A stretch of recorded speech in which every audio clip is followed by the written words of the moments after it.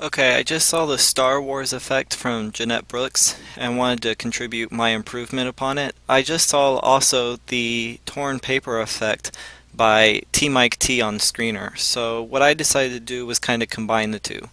So here is the text that Jeanette showed you how to create. It has its perspective, and I made it yellow to match with the Star Wars theme when you're watching the opening credits.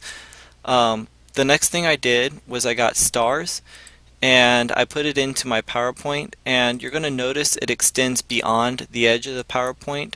I did this intentionally because I'm also going to add another layer of stars, and with this layer I added an effect, and I can go under Format, Picture Effect, and I gave it a soft edge of 50 points, and this is why it's going to fade into the stars. The other thing I did was I cropped it, so originally it looked like this. This is why it also extends beyond, because if this picture was the same size as my PowerPoint, you would see the white parts of the PowerPoint, but because it extends beyond that, you'll see that the point doesn't affect it. So all I'm going to do is crop this up to give it a point in which the text is going to fade behind, and so I made it kind of high here. So this is actually on top.